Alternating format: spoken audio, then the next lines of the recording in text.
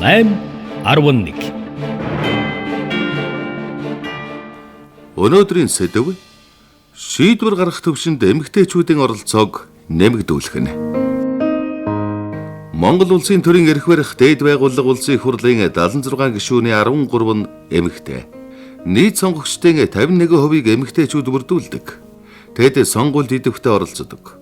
Гэвч улсын их хурл дахь тэдний төлөөлөл ердөө 17.3% буюу дэлхийн дунджаас 7.6%-аар бага байна. Шийдвэр гаргах төвшөнд эмэгтэйчүүдийн оролцоог нэмэгдүүлэх үүднээс 2012 оноос улс төрийн намууд сонгуульд өрсөлдөх нэр дэвшигчтэй тодруулахдаа 20-оос доошгүй хувийг хүйсийн аль нэг төвшөнд байлгах шаардлагыг тавьсан. Хуулийн зохицуулалт үйлчилж эхлээд байдал бага зэрэг сайжирсан ч дэлхийн дунджид дөхөж очоогүй л байна. Гол шалтгааныг судлаачид юу гэж харж байна вэ? Нээлттэй нийгэм форум засаглалын хөтөлбөрийн судлаач Энх Цэцэг. Төлөөллийн аргачлалын зарчим бол энэ нийгмийн янз бүрийн бүлгүүдэд бид нэр оролцох боломжийг нөгөө нээж өгч байгаа хэрэгтэй. Тэгэхээр тэр боломжийг хаасан янз бүрийн хаалтууд байна. Тэрийг бид нар бас мэдээж хэрэг судалгаанууд хийгдэж байгаа тодорхойлцсон байгаа. Тэгэхээр энэ хаалтуудыг барьеруудыг бид нар бол нэг нэгээр нь буулгах шаардлагатай. Энэний нэг нь бол харахгүй санхүүгийн асуудал байна. За яг тэгвэл 21 онд хийсэн судалгаагаар ч гэсэндээ гарч ирсэн нэр дэвшиж чадаагүй эмэгтэйчүүдээс хамгийн эхний шалтгаан нь бол сонгуул зарах тийм их хүн байхгүй. Намдаа хандив өгч чадаагүй гэдэг дандаа мөнгөтэй холбоотой. Тэгэхээр нэгдүгээрт бол тэр босхийг давж тиймээ сонгуульд өрсөлдөхөд маш их хэцүү байна л да. Тэгэхээр энэ нөгөө босхийг бид нар намсах ёстой. Өөрөөр хэлбэл сонгуульд зарцуулах, улс төр зарцуулах тэр зарлалын арилжааны хэлбэрт улам бүр шилжээ зарлал нэмэгдээд байгаа энэ буруу хандлагыг бид нар өөрчлөх ёстой болж байна. За тэгээд сонгуульд ороод ирсэн тохиолдолд ч юм уу улсын хурл сонгогдоод ороод ирсэн тохиолдолд улс төрийн нөгөө тэгшүүрсэлтөөний боломжийг тийм бүрдүүлэх ёстой. Тэрэн дээр бол бас л нөгөө мөнгөний нөлөөний асуудал гарч ирнэ. Ялангуяа сонгуул дээр бол манай сонгуулийн хуульд нэр дэвшигчид өөрөө хөрөнгө бэлчинээтэй нэр дэвшигчид бол давуу байдал олгосон юм хуультай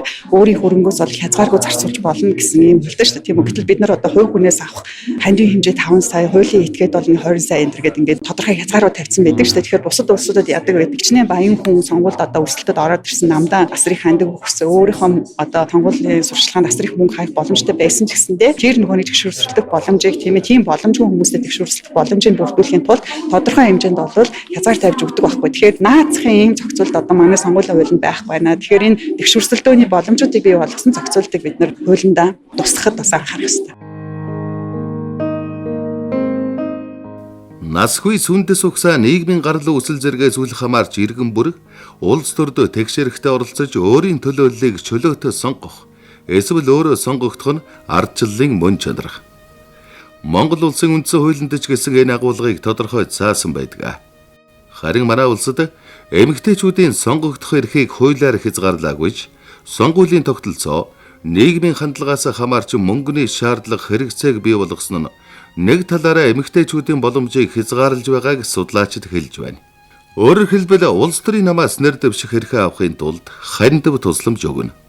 Сонгуульд өрсөлдөх эрхтэй боллоо гэхэд сонгуулийн кампанид ажилд асар их мөнгө зарцуулах шаардлага үүсдэг. Гэвч эмэгтэйчүүдэд энэ боломж нь эрэгтэйчүүдтэй харьцуулахад бага. Эмэгтэйчүүдийн квотыг нэмэгдүүлж байгаа ч өөрийнх нь хүссэн тойрогт өрсөлдөх боломжийг тэр бүр олгодгүй улс төр дэх эмэгтэйчүүд хэлдэг.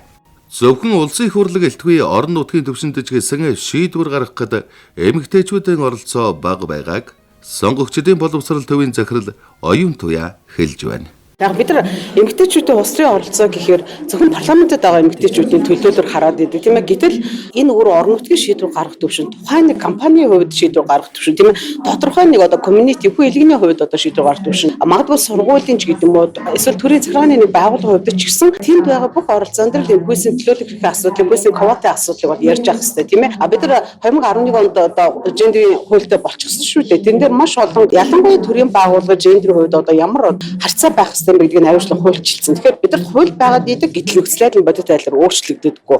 Нэг ийм дүр зураг. Нөгөө талаас бид нар 2020 хүртэл орон нутгийн байгууллагуудад, орон нутгийн иргэдийн хурлын байгууллагуудад квота систем хэрэглэхгүй байж байгаа. Сая сүүлийн сонгуулийн үед бол 20% квотыг бол оролцуулж өгсөн шүү дээ. Тэгэхээр эндээс бүр юу ажиглагдаж харагдаж байна гэхээр магадгүй энэ квотын систем нь өөрөө эмэгтэйчүүдийн улс төрийн оролцоог сайжруулах тийм үр дүнтэй харах хэрэгсэл биш юм а гэдгийг бас бид нар энийг нэлээд олон удаа хэрэгсэн туршлага бол харуулж байна шүү дээ. Яагаад гэхээр ерөнхийдөө нэг дунджаар за хамгийн сүүлийн жишээ гэвэл 2020 оны улсын хурлын сонгуулийг харж чад нэг 25% нь бол эмэгтэй нэр дэвшигчид байсан. Гэтэл сонгож байгаа магадлалын хувийг харахаараа 17%. Тэгэхээр бид нар эмэгтэйчүүдийн илүү одоо шийдвэр гаргах төвшөнд олон болохын тулд зөвхөн одоо хүйсийн квотыг нэр дэвшигчдийн хувьд квотын асуудал бол өөрөө дангаараа энийг асуудлыг шийдэх тийм арга механизм бол биш юмаа гэдгийг бол харсан шүү.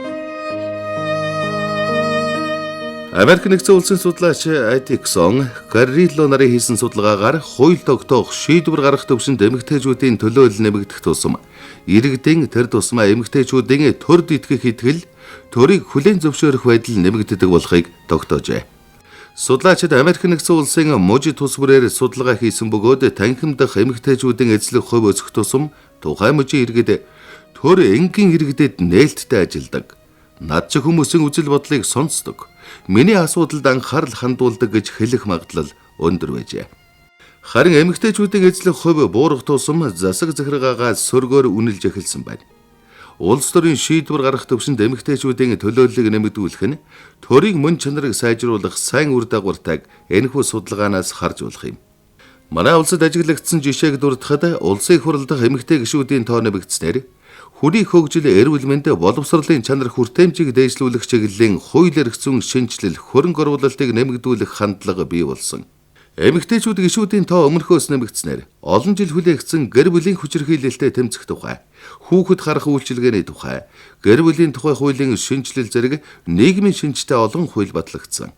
Мөн нийслэлийн сургууль цэцэрлэгийн хүртээмжийг сайжруулах чиглэлд сүүлийн 6 жилийн хугацаанд чамгүй их ажил хийгдэж 3 ээлжээр хичээлдэг сургуульгүй болж байна. Хөдөө орон нутгийн сургууль цэцэрлэгийг дотроо тохилог бие засах газартай болгох ажил чиглээд байгаа нь улсын их хурлдах эмэгтэй гишүүдийн санаачлага юм. Тэгвэл эмэгтэйчүүдийн шийдвэр гаргах төвчний оролцоог хэрхэн нэмэгдүүлэх вэ? Бодлогын судлаач Сосормаа. Улс төрийн оролцоог нэмэгдүүлнэ. Улсын их хурл болон орон нутгийн сонгуулиар гарч удирдах түвшинд ажиллах эмэгтэйчүүдийг тоог нэмэгдүүлэх энэ зорилгын тухай бид нар яриад байна л да. Энэ зорилгыг хэрэгжүүлэх тухай яриад байна. За тэгэхээр квотын механизм бол Монголд бол 10 гаруй жил хэрэглэгдсэн. Энэ бол одоо танил механизм. Тэгээ квот бол хатуу механизм. Албадлагын шинжтэй механизм. За тийм сонгуулийн хуульд байгаа шүү дээ, тийм ээ. Шашаалтын сонгуулийн тухай хуульд тухайн намаас нэр дэвшигчдийн 20-оос доошгүй хувь нь аль нэгэн үүсэх байна. Өөрөөр хэлбэл 20-оос доош оруулж болохгүй аль нэг хүсийг. Тухайлбал эмэгтэйчүүдийг энэний ардлын утга бол тийм байгаа. Гэхдээ 20% квот бол үнэндээ чамлалттай, маш хангалтгүй.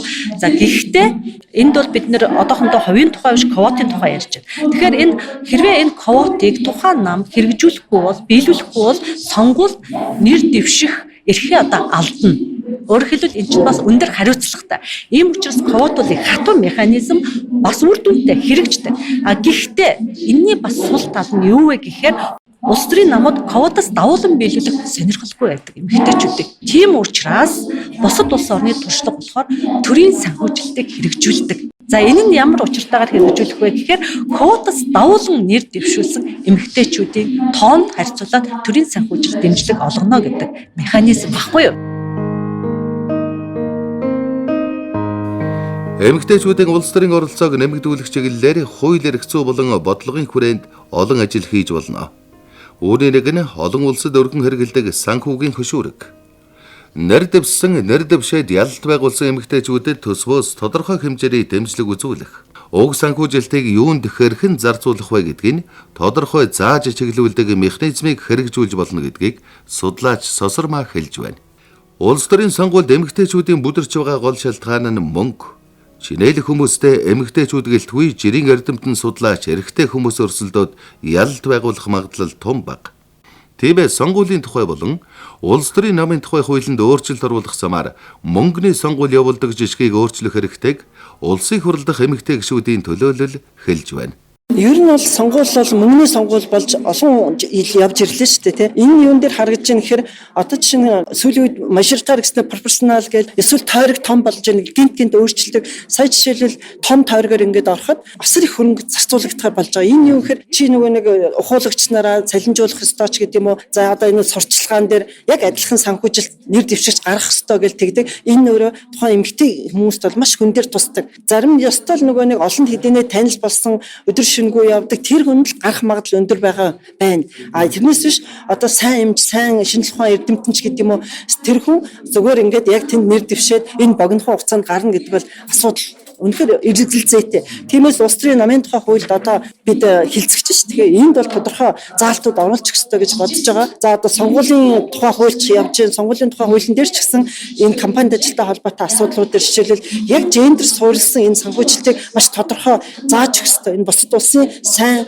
хуулийн жишгийг дагаж мөрдөх ёстой гэж бодож байгаа. Одоо код 20% гэж байгаа ш. Энийг ядахтаа 30% болгоод эмэгтэйчүүдийг аль болохоор төлхөө гаргах хэрэгтэй гэдэг энийг бас нийгэмд ойлгуулах нь өөрөө бас чухал байгаа. Сүүлүүд бол манай эрэгтэй дарга нар маань эрэгтэй шийдвэр гаргах төвчний хүмүүс бас хүлээн зөвшөөрж эхэлжээ л да. Ер нь эмэгтэйчүүд бол ажил хийдэг юм байна. Эмэгтэйчүүд гарсан үед бас энэ хөнлөө чиглэсэн том асуудлууд шийдэгж гин гэдэг бол бас хүлээн зөвшөөрж эхэлжээ л да.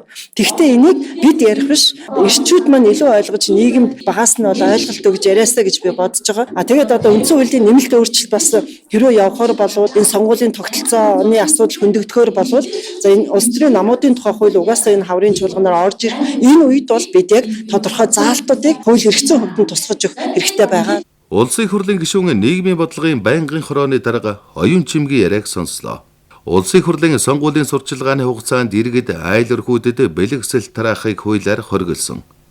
Гэвч мөнгө хөрөнгөтэй гишүүд нь сонгогдсон жилээс эхлээд аливаа баяр ёслолыг далимдуулан айл өрхүүдэд юм тарааж дахин сонгогдох замаа засдаг. Энэ байдлыг хориглох хэрэгтэй гэсэн саналыг улсын их хурлын дэд дарга Одон Туяа хэлж байна. Ер нь энэ улс төрчид хэмжээний одоо санал авах зорилгоор юм тараах нь эмэгтэй улс төрчид хамгийн ашиггүй хувилбар байд. Эмэгтэйчүүд тэрнээс нь болоод за би дэлгэхгүй байна гэж ухарчдаг. Тэгэхээр бүгд одоо тэгш ядаж тэгш гараанаас одоо гарах хэрэгтэй байна. За сонгуулаар одоо тэгэл тэр бомтнуудыг сонгуул болсон шүү дээ. Ер нь бол ухуулагчд нь хичнээнч тэр бом зардгийн. Тийм учраас ийм сонгуульд эмэгтэйчүүд бид ялах боломж маш бага. Тэгээ энэ бүхнийгээ өөрчлөе. За нин даруй бид нар сонгуулийн хуулийг өөрчлөх хэрэгтэй. Сонгуулийн хуулинд за би бас нэг санаачлаг гаргаж ирсэн тийм ээ ингээд хүн бүхэнд хэвийн бов тараснаас хэвийн тэтгэвртэй болёо гэсэн. Тэгэхээр тэр бол яг нэг багсаг одоо хүмүүс нэг баярлах ахмадуудад сайхан хандах зүйл байлгүй хаа. Гэхдээ санал авах зорилгоор бүтэн тойргоор нь ингэж одоо юм өрх болгоноор юм тараах бол өөрөө яг санал авах одоо зорилготой. Энийг хуулийн хүрээнд нь одоо таслан зогсооё гэж байгаа. Мэдээж одоо хууль нь байгаа болохоор мэдээж хийлгүүл яах вэ тийм ээ.